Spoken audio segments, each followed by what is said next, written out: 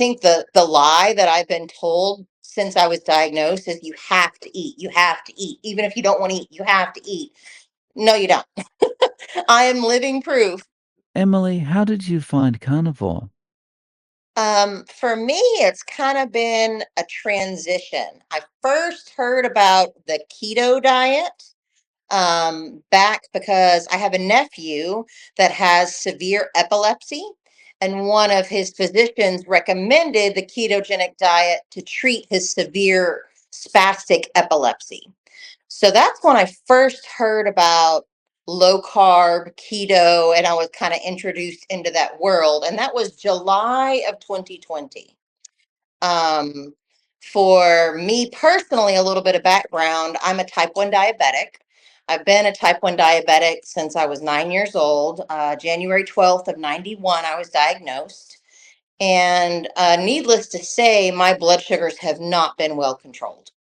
I have followed the doctor's instructions, load up on carbs for breakfast, lunch, and dinner, and three snacks in between. And for all of those years of A1Cs, 13s, 14s, I mean, I had to be hospitalized at least 3 times a year just for diabetic ketoacidosis. So in August of 2020, my kidney function dropped so low that my nephrologist, my kidney specialist, said, you need to go on the transplant list. It's not going to be long before you're going to have to go on dialysis. So that's when I kind of started the keto diet, what I call the keto diet. I used to eat 20 grams or less of carbs a day in total. And I started that August of 2020, and I've been keto carnivore. We call it the ketovore in this house since then. Since January, my father and I have been doing a lot more research as to benefits of the carnivore diet. And we came across Jordan Peterson. We have one of his books. We got introduced to his daughter, Michaela, and how much success she's had doing the carnivore diet. And we said, why not give this one a go too? So for me and my father, it's just been a slow progression from um, cutting out processed sugar and flours and carbs and grains and rice and bread and all that stuff, all that junk in 2020. And now it's progressed to meat, cheese, some cheese, eggs, and heavy whipping cream and MCT oil. And that's all I eat. I don't eat your average American Diabetes Association diet at all. And because I feel like I followed all of those guidelines since 1991. That's why I have kidney failure now. That's why I have retinopathy now. That's why I have basically every long term complication you can get from diabetes. I have it, except for heart issues. Praise the Lord. Um, but yeah, I was told that, you're going to have to go on dialysis soon. I have not needed dialysis. Um, my kidney filtration rate, what they call an EGFR, when they put me on the transplant list, was 14. It's now 29. So it's doubled since 2020. And my specialists are like, whatever you're doing, we don't know what it is, but just keep doing it. So I see a lot of doctors. I'm probably every day, every other day at some specialist's office, but they're all amazed at um, number one, how I've gotten my blood sugars under control. I mean, before on the American Standard Diet, because I also have another complication called gastroparesis, which basically means my stomach doesn't digest food the way normal, undamaged nerve endings in stomachs digest food. So sometimes when I would eat carbohydrates, back when I ate carbohydrates, they would hit my metabolism would metabolize them not at the right time. So timing my fast acting insulin with the gastroparesis and the carbs, it was It was bananas. Sometimes I would have catastrophic low blood sugars while I was driving. Sometimes it would be in the 400s. And then within 2 hours, I would be unconscious because it would be so low. So for me, cutting out carbs just made the most sense to take one of those variables off the table so my blood sugars aren't doing this constantly. So that's how we first heard about the keto diet and then how it kind of transitioned into carnivore diet. And my father and I have been carnivore since February of this year. Well, congratulations. Thank you. It's good to hear the numbers going in the right direction, but on a practical day-to-day level, what does that mean for you as far as insulin and stuff like that? On a practical day to day level, I use my handy dandy little insulin pump here, and I fill it with insulin, and it gives me insulin, what they call a basal rate, and that's how I can set. For example, I want between midnight when I'm asleep and 6 a.m. to get 1 unit of insulin an hour. So the pump will automatically distribute that insulin as I need it. The great thing about this insulin pump is it also monitors my glucose. So if my blood sugar starts to peak or if it starts to drop, it'll adjust the insulin or cut it off as it needs to be. So for me personally, I don't eat breakfast. I don't eat lunch simply because I'm not hungry. And if I'm not hungry, I don't want to be putting food in my mouth. So normally for breakfast, I'll have a bulletproof coffee with some MCT oil and heavy whipping cream, and I'm good to go till 3 o'clock, 4 o'clock in the afternoon. And then sometimes I don't even have dinner. If I'm not hungry, like 2 or 3 days out of the week, I'll have a cheese stick for dinner. I'll have a piece of beef jerky for dinner.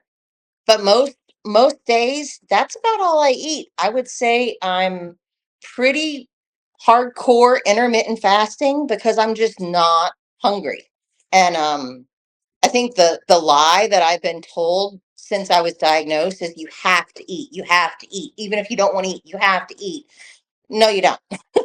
I am living proof because I have lost 70 pounds since I've started all this.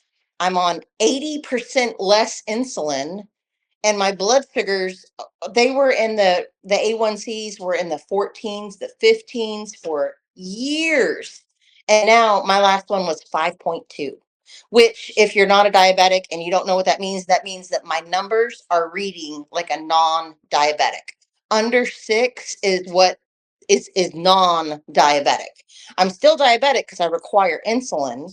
Um, I used to be on 100 units a day of insulin. I'm down to 25, 22. It depends on, how much activity, what's going on that day. The pump will cut off when it needs to cut off.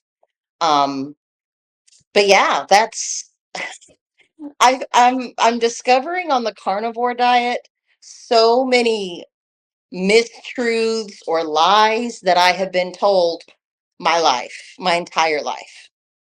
And it's all just I'm walking proof that it's not true. You don't need carbohydrates if you're diabetic. Now, if I'm low, of course, I'm going to have a glucose tablet or I'm going to have a little bit of orange juice to bring it back up. But you don't need to load up, 3 meals, 3 snacks in between to keep your blood sugars regular. That's just a flat out lie. You don't need that. So, why do you think they go through the process and like they tell you that and they say, you've got to do that? Is that just they don't understand themselves, or is it something Well, else? if you do I've done a lot of research as to what did they do to treat type 1 diabetes before insulin. And carnivore diet is basically what they did. They did no carbs, no sugar. Now, the type 1 diabetics wouldn't survive very long, but like 3 years, 4 years. But type 2 diabetics, that was just the only treatment they had before they had insulin and metformin and all those Mm. wonderful big pharma medications that have come out. So in the 1920s, once they were able to isolate the insulin and people could start injecting it, people would drop dead from too much insulin. Diabetes type 1 is like running a marathon on a tightrope. Too much insulin and you die. Not enough insulin and you die. So you really don't know if you've taken enough insulin until 2 hours later. So I think in my opinion, the modern healthcare system is set up to kind of provide people that safety net of there's carbs, so you're not going to drop so low that you're going to die, because insulin is it can be a very, very dangerous drug, especially if it's a low blood sugar. I mean, goodness knows I've had out of body experiences from low blood sugars. I mean, it knocking on death's door. um so I think that's why how it kind of got all started. And a lot of people don't want to change their lifestyle. They don't want to change their diet. They just want to take a pill and it to go away. But the pills have side effects. The insulin has side effects. And insulin is a growth hormone. So, you're taking a growth hormone on top of the carbohydrate that you're eating. So, of course, you're going to become obese. Of course, you're going to put on. I mean, at my heaviest, I was almost 300 pounds. It was I was breaking bones in my feet. I had Charcot foot disease, which is a neuropathy disease. I broke 13 bones in my left foot and 4 in my right. And I haven't broken a bone since 2019, since I've been on the keto carnivore diet. Hasn't broken a bone. So all of these complications that I have, Dave, are reversing or they've stabilized. And I feel like I'm just a walking testimony, and I need to get the word out there to people that are like me, type ones, that have laundry lists of health conditions or complications, and they want to avoid them. This this is the book. Get this book. This is, I mean, my Bible, and this. That's what you need. This doctor, Richard Bernstein, is a key. That book is like it's a textbook, but it's worth the read. It will change your life. Wow. And what you say about people don't wanna change and whatever, and that in relation to doctors just saying, "Eat this way and take the insulin." That's kind of what I've heard from someone else. It's like at some point, there's been a consensus that most patients are not going to eat in a way that's best for them. So it's easier just to tell them to eat what they're gonna eat and give them the pill to take, Yeah, give them the injection to take. right. And my parents were told when I was young, you don't want to deprive her of cookies and cakes and all that at birthday parties. You want her to feel normal. Well, I got news for you. I don't feel normal now with kidney failure and retinopathy, and I would much rather have not eaten the dang cake. And I don't blame my parents. There's this hierarchy of power. When you go to a doctor, you put your trust into them that they know what they're talking about. They have all the information. And not that I think doctors are evil by any way. I just think they're maybe have a God complex, misinformed. When people have different opinions than what they're used to, they, this is what the medical textbooks say that you need to be doing. Well, guess what? I've made myself an experiment, and so far the experiment's going very well. Yeah, nice. So, have you noticed the in terms of your kidneys, things are getting better. Have you noticed anything with the retinopathy? Yes. I used to have hemorrhages in the back of my eyes, and the vision, I guess it was about 2 years ago. Stress would really affect it. Me, out here, I'm at my parents' house. I help them on a chicken farm, so there's lots of heavy things to lift and move and do, and just sometimes bending over or coughing hard used to make my eyes hemorrhage. And then it looks like when you open your eyes underwater, everything's just blurry and you can't see details. You can't drive, you can't read, you can't write. Um so that went on since they started hemorrhaging in 2014. Now it's slacked off. Number one, because I know, prepare yourself, I get injections into my eyes. Yes, like actual injections into my eyes every 6 to 8 weeks. Lucentis, yes, sir, in the back of my eyes. And I'm fully awake, and they will numb your eyes, but you're fully awake, and you have to look at the doctor with a needle coming to your eye. I know it makes your stomach hurt. But if you're forced to choose, am I going to go blind or am I going to get the needles? You're going to get the needles.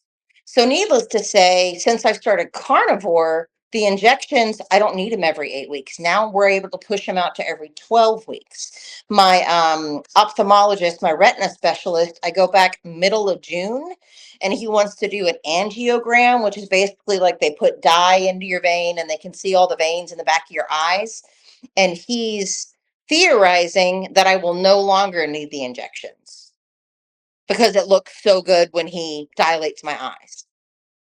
So And so, what is his I mean, he does he know about your diet, or is he just thinking, "Oh, this is miraculous?" I was reading this book when he was running late, and he came in the room. He goes, "Oh, what are you reading?" And I pulled up the book, and he goes, "What is that about?" I said, "Well, it's about getting into ketosis and burning fat instead of carbs." And he basically just poo-pooed it. And he was like, "That's very, very hard to do." And I'm like, "I'm doing it. I don't know what to tell you. That's why my A1Cs are normal now." And a lot of my doctors will say things like, "That's not sustainable." If I had a dollar for every time a doctor told me that's not sustainable, and I pop back at them, no, what's not sustainable is kidney failure and dialysis and retinopathy and broken bones. That's not sustainable, my friend. That's not sustainable. What I choose to put in my mouth, I can make that choice. That's sustainable. I can control that. But walking around with broken bones on your feet and you can't see and you're needing dialysis, like that's the part that's crazy to me. It's like you're in this system and it's like they just want to keep making more money. They're a business. And it's like they want to keep you sick when, I mean, I don't think they intentionally want to keep you sick, but that's just the system how it is now. Yeah, I'm trying to think of a good analogy, but nothing's coming. But it's like going, it's like saying to some shopkeeper, I've found that, I was buying this particular product from you once a week, but I found that if I do this little process, I can save money and I only need to buy it once every 2 weeks. And them saying to you, that's not sustainable. You Yep. can't keep doing that. Right. And it's like, how, Mm, what puts you in the position to say whether that's sustainable? I know. I mean, I think I get to make. I've been very empowered, not to be ugly or mean or rude to them, but I will flat out ask them, "Well, how many hours of nutrition class did you take in medical school?" And normally that'll shut them right up, and they'll just drop it.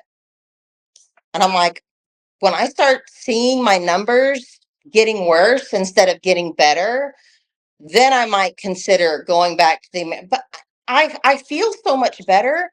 I mean, I have rheumatoid arthritis, no joke. Have not had an injection since February when I started the diet, the carnivore diet, and I can get my metal wedding rings back on my fingers. I have not been able to do that in years. And I have not had my Humira. I haven't had it since February. So I'm coming off all of these medications, slowly coming off. And I've never felt better. I mean, even in my teens, I did not feel this good. I didn't have this much energy. I mean, there's so many things that you wouldn't, that I didn't even think were a big deal. Like normally my fingernails break and bend backwards. They're not these are my real nails. They're not breaking and bending backwards anymore. And I use them a lot. And it's little things like that that you realize it's all interconnected with what you eat. Yeah. So, the book that you're reading, Dr. Bernstein's book, Yeah. my understanding is that's been around for quite some time. Yes, sir. And so why do more type 1 diabetics not know about this? I think number one, because the information most diabetics rely on come from their doctors. And if this book was on every single doctor's desks when they walked in, or if it was, on the back of doctors' offices, at least in Tennessee, they have like pamphlets like calluses for your feet and check your eyes and, all these little pamphlets. If they had a pamphlet on, low carb eating, or there's a book out there that you could take less insulin and have normalized blood sugars, I think people would snatch that up because it's coming from medical doctors. Now, when it's coming from somebody like me, all they can take is my testimony, my personal experience. And then you're forced to, like, well, do I trust the doctors that went to school with this, or do I trust this woman that I don't really know from Adam, but she says she's doing really well on it, you know? But I'm the trusting person that's like, well, why not at least give it a go, see how I feel, and I'm not going back to vegetables. I'm not going back to lettuce or none of that. It's all, I'm done. I feel too much improvement in my life to go back to that. Mm, nice. So you mentioned before that your father was doing this with you and you started at the same time. Yeah. Does he have, similar considerations, or was he doing this for support, or It I think he first started doing it because I needed a kidney, and he was trying to lose weight. He was pre-diabetic, type 2. So in 2020, when he started about 5 months before I did, and he was having such success getting weight off, feeling better, that we kind of just made it like our thing to be the low carb people. When we have a very large family, when we have like barbecues or get together, we always make sure that we have our little, side dishes that aren't, you know, plant based or anything like that. It's just our sausages or our chicken or whatever for us. Um I'm very grateful for my father. Honestly, he's a big source of support, and I'm just very blessed to have a father like that. I mean, it was astounding to me when he was number one willing to give me a kidney, and then number two to actually like walk the walk with me, yeah, and he's lost a bunch of weight. I don't know how much weight he's lost, but I mean, he looks like half a person compared to what he used to be. And he used to have very, very bad back pain. I think he's 68. And out here on the chicken farm, you can't have back pain. Like, you got to be able to go and do and move and cut grass and tend to the animals. And he just wasn't able to do it. But since he's been on the carnivore diet, it's like he's a 40-year-old man again. I mean, he's out there cutting the grass 3 days a week and moving and doing. I mean, this morning we were moving 300-pound chicken feed barrels. I mean, it's like we're new people. It's literally like a new beginning for us. It's very exciting. mm, So that's he's seeing awesome. a lot of results himself too. Mm. So what kind of feedback do you get from other family members? Like, you're keeping your own separate little, sausage and meat section, for a family barbecue or whatever. Like, people like, what are you doing? Um, no, my sister, the one whose son has spastic epilepsy, she's doing the keto diet. And she's like a fitness queen. I mean, wakes up 4 a.m. in the morning, CrossFit. Like, I don't want to mess with her. If she threw a punch, I mean, she could probably punch a hole in my face. But she started keto a couple months ago. So like text like, hey, my ketones are this, and what do I need to do to boost them up? Or I ate, eggs and this for breakfast, and now my ketones aren't as high. What should I do? So we're kind of like keto coaches, my dad and I are.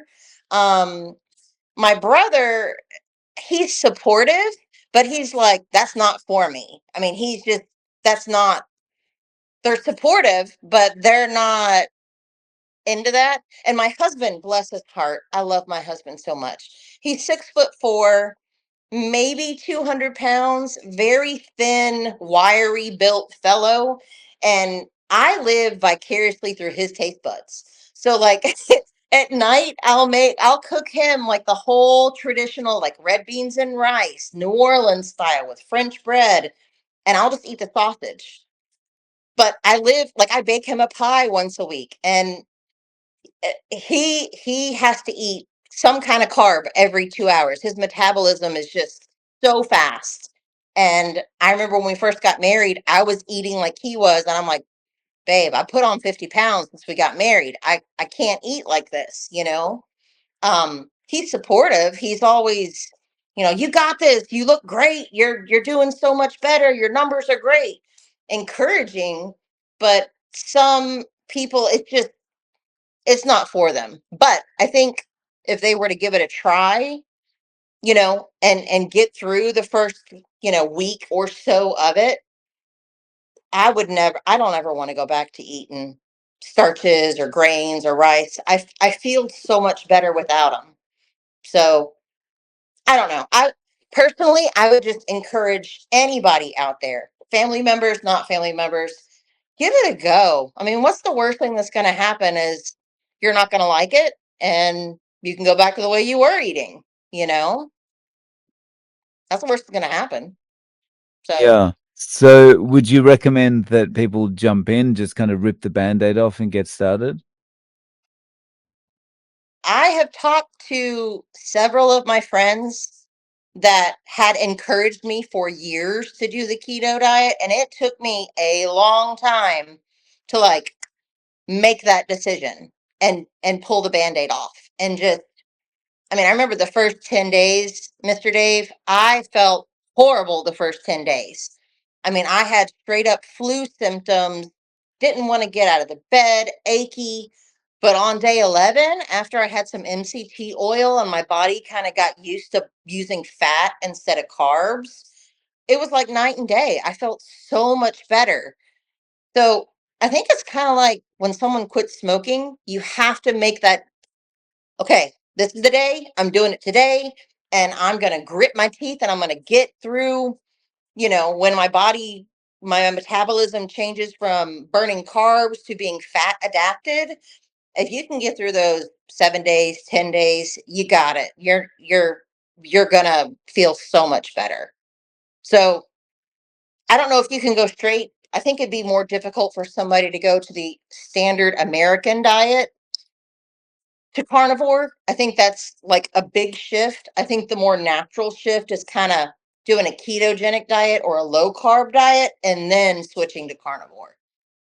Because carnivore, I mean, so many people, I tell them, no, I don't eat vegetables. And they look at me like I have a second head coming out or something. Like, I'm like, no, I don't eat vegetables. I feel better without vegetables. Oh, you need this and this vitamins and that vitamins and that. And I'm like, all that's in meat too. I get it from meat. So I don't know. I think certain people, at least for me, like when I quit smoking in 2019, I just had to make that decision. Like, okay, I'm a non-smoker now. I'm never going to touch a cigarette again. And it's not easy because you have so many rituals and habits associated with food. Um, but it's possible, and I think it's worth it. I mean, I feel it's night and day difference. Hmm. It's not easy, but it's kind of one of the nothing in life is easy, right? It's choosing your hard. It's Exactly. like Good comes easy.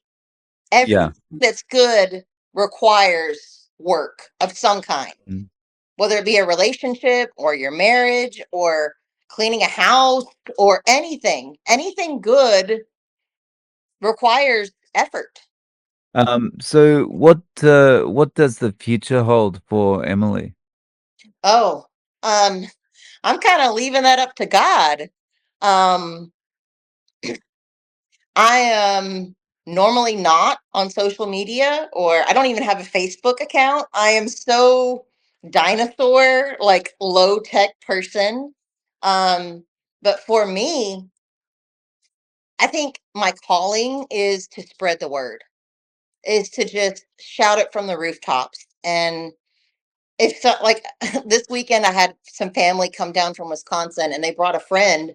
And she was like, "Will you be my carnivore coach?" And I'm like, "Shoot, yeah, I'll be your carnivore coach. Here's my number. Call me if you have questions. I don't care if it's 3 o'clock in the morning, call me." So I kind of feel like that might be something, as I meet more people that are interested in how to make that change, that really want to make that change, I'm more than happy to walk people through it step by step, how I did it, remedies for when your electrolytes are low and how you can get more salt in your diet, and, all of those tips and tricks, um that's what I would hope the future holds for me.